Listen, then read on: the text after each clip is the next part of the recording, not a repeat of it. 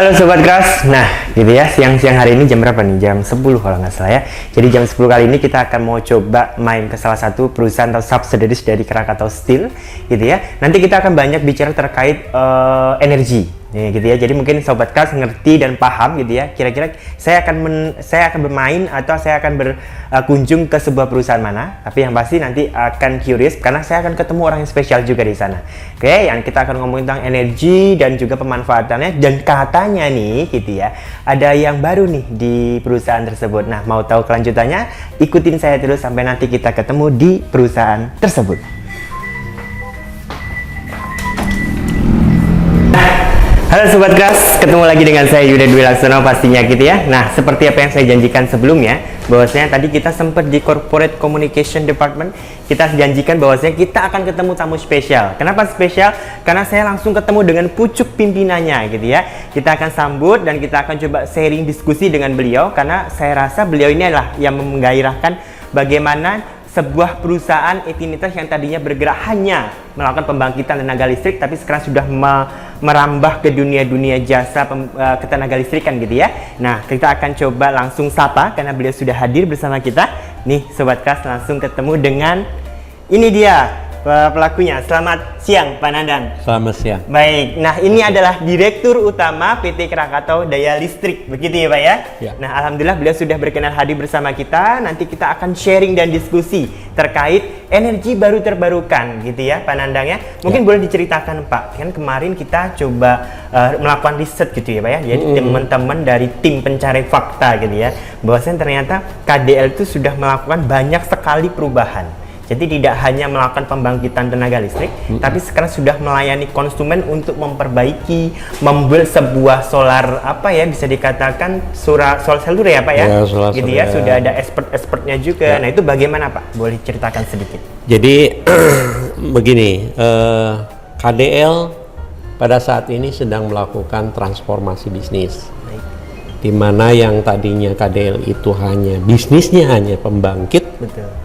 Maka dengan mempertimbangkan pembangkit KDL itu menggunakan energi fosil, dan semua orang tahu bahwa fosil itu lama-kelamaan akan habis. Akan habis, betul. Sehingga manajemennya KDL mulai memikirkan bagaimana going concern perusahaan itu bisa tetap terjaga, tumbuh dan berkembang. Baik, tetap sustain gitu ya Pak? Ya, tetap sustain. Sehingga yang tadinya bisnisnya hanya pembangkit, kita kembangkan menjadi 3 pilar bisnis. 3 pilar bisnis. Ya, bisnis yang pertama adalah terkait dengan pilar bisnis pembangkit yang existing sekarang, ya, betul. Tetapi lebih diperluas lagi dengan kita tetap menjaga kehandalan pembangkit CCPP kita.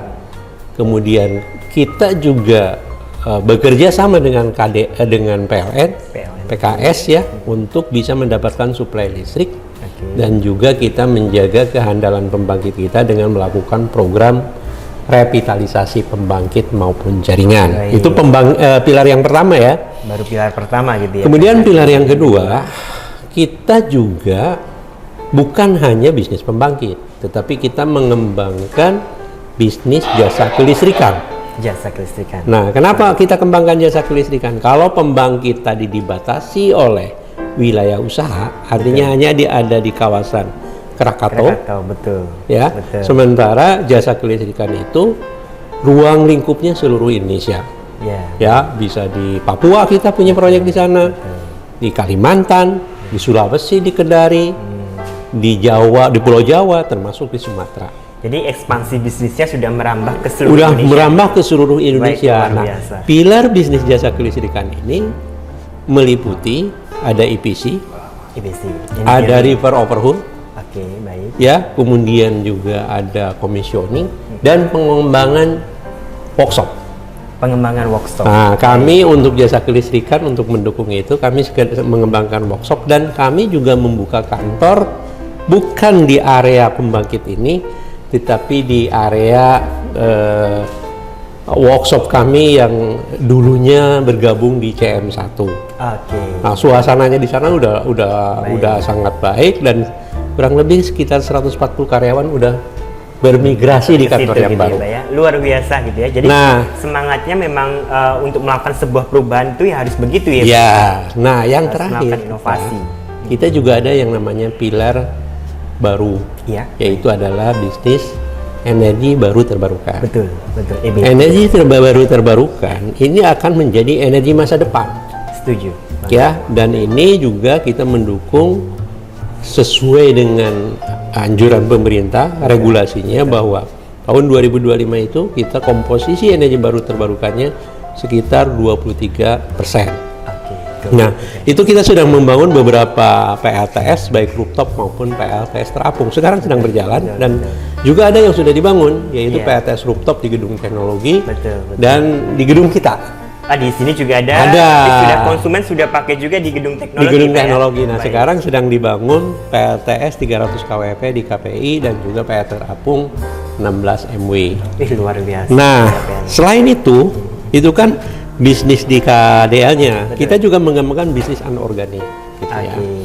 KDL sudah mengakuisisi PT Mitra Rakata ya sebesar 68%. Kemudian kita juga masuk ke saham KPDP 10%. Sebentar lagi kita masuk ke saham Krakatau Daedong Machinery 30%. Dan kita juga ada di KPE 10%. Nah, khusus untuk PT Mitra Rakata, kita ke depan akan dikembangkan yang sekarang ruang lingkup bisnisnya hanya pengelolaan pom bensin. Iya, betul.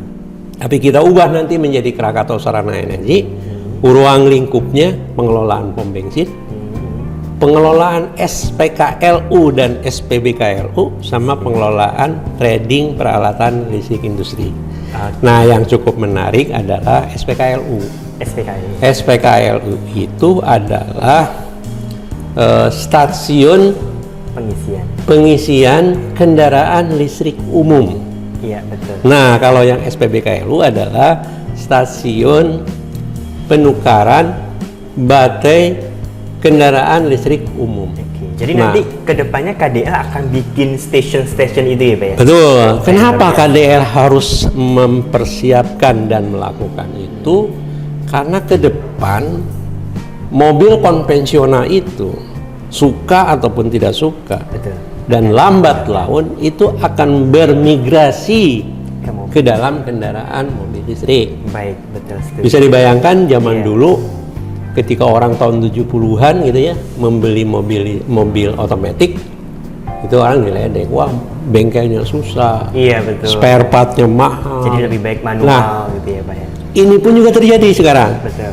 Orang ketika mobil listrik masuk, wah Pak, nanti bisa mogok di jalan nih, di mana tempat casnya gitu. Iya, betul. Ya kan itu kayak telur dengan ayam, sehingga kita menyiapkan prasarananya, membangun SPKLU. Sekarang sedang dibangun di Hotel Royal samping ATM.